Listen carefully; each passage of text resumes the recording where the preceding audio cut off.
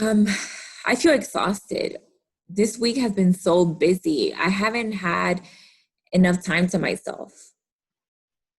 Tell me what comes to mind right now about that. Ugh, family, everyone has an opinion. Last time you were here, we briefly talked about the problems that you've been having. We went over mostly paperwork and possibly what you wanted out of therapy. And now, what would you like? Tell me a little bit more about your family, how you were raised, and give me some insight that could probably influence your current situation. Well, I was raised Catholic, so you know what that means. Please explain. What does that mean? Well, we spend most Sunday in church. And after church, we would come to our house. The family would come to our house for Sunday dinners. We didn't have much, but the night before, all of my aunts would be at my house getting food ready for the next day. You know, my father and mother, they've been married for 30 years. And my mom is a housemaker. My dad worked for a food distribution company for as long as I can remember. He works long hours and enjoys a few beers at night, enough that you can tell when he's feeling good, but he's able to get up and go to work every day. I notice when you talk about cooking with your mom and your aunt, it's very exciting for you. Can you please explain those moments and how you felt? Yeah, I love cooking with the ladies in my family. You know, they would talk and laugh while they were cooking, and then they would share stories of their childhood with the younger daughters. It was a lot of fun. But as she got older, she would also tell me not to rush into anything, to be patient, to take my time with life experiences. What do you think she meant by that? Well, sometimes when I would glance at my mom during our family dinners, I noticed that she looked, I don't know, empty. Um, I know she loves and cherishes her family, but that's all she's ever known. She never really had anything going for herself. Her only friends were her sisters and cousins. She married my dad at the age of 17. She would get up at 4:30 a.m. to cook breakfast and pack lunch for him, since my dad had to be at work at 6 a.m. Dinner would be at the table by the time my dad would come home from work. My mom has been doing this for 30 years. She always went to church like 3 times a week, and only two of those times she would be by herself. Sometimes I don't think she was that happy with her life.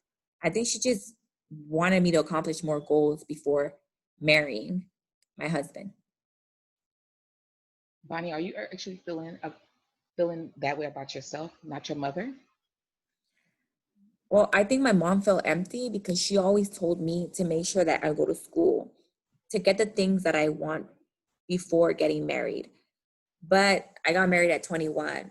I feel so lost in my life. I thought I was doing everything right. Let's take a deep breath. So I want you to breathe through your nose, let your belly fill with the air, and then breathe throughout your nose. Place your hand on your belly, and as you breathe, you'll feel your belly rise. Let's try this. Let's try this 3 times.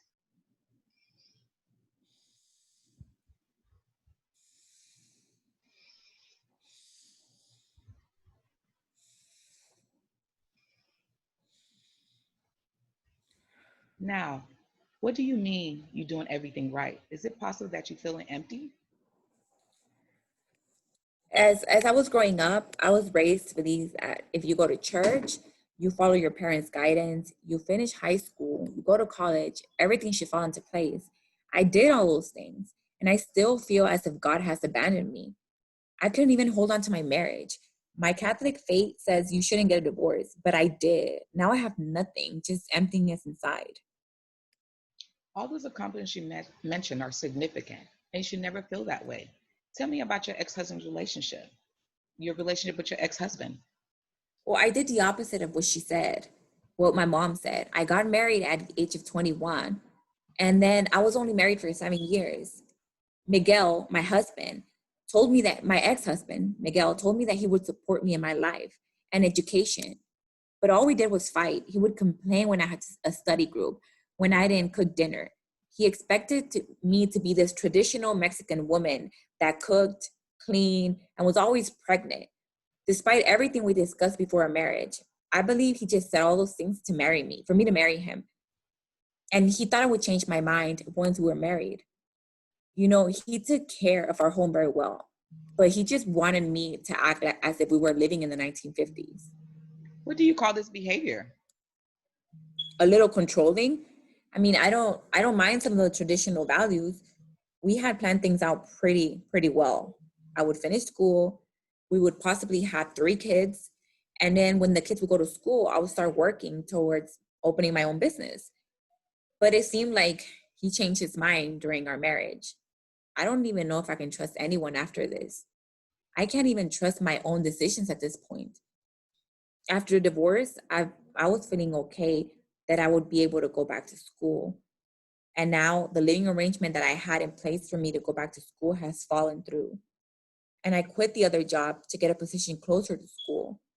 Miguel's already with another woman just 6 months after the divorce. I wonder if he ever loved me. It feels like he just drained all the energy from me. And I'm so upset with him. I feel like not letting him know my feelings, that my feelings are holding me back. What do you think about practicing talking to your ex-husband so you can express the way you're feeling to him? Well, I don't even know if he would listen. How would we even go about doing that? It is a technique called the empty chair, where you imagine talking to your ex-husband. Sit in the chair and you be telling him how you feel right now. Well, I guess we could try. If it gets distressing at any time, we can stop. Okay. Okay. So let's imagine your ex-husband is sitting right here and you start talking to him. Okay. Well, Miguel, I don't understand how you moved on so fast. When we initially separated, we said we would both get healthy and maybe we can start over. And you're already with another woman. How could you do that? How's Miguel acting right now as you're speaking to him? He's just sitting there like he doesn't care. He's just Tell, slumped over in the chair. tell him how you're feeling about the way he's just sitting and he doesn't even care. Miguel, look at you. Look at how you're sitting. Like you don't even care. How is he responding that you said that to him? Well, he looks more alert now, and he's shocked that I said that to him. He's probably saying that he still loves me, and his intention was never to hurt me, but he did. Tell him directly. Miguel, I feel hurt to the point that I feel worthless and lost. We made promises to each other, and we talked so much while we're dating about the things that we were going to do. That you saw how empty your mother felt, even though she was happy with your dad. She mentioned to you that she wished she would have experienced more things. We bonded over that shared family experience. You remember how you told me that you would never do that to me and you would let me have my voice within the marriage? Well, once we got married, all that changed. You became possessive and controlling. It was your way or the highway. How could you change that? You were my world. And now you have another woman in just a short period of time. I can't believe you. What does it feel talking to imaginary Miguel? I feel lighter, like a feather. It really felt good. Usually, when I would talk to him, he would walk away or he was just not listening to me. But this time, he had to listen. And he did. And that actually felt pretty good. How do you feel about this exercise? It was okay. I was able to put my thoughts into words. It's a very powerful technique. This week, please reflect on this exercise that we talked about. And next week, we'll probably work on working towards a goal to talk to your ex-husband. I don't know if I'm ready for that. We can definitely practice again with some other techniques to build you up at that time so you can talk to your ex-husband. How do you feel about that? Well, I think that would be good. Let's say that word again.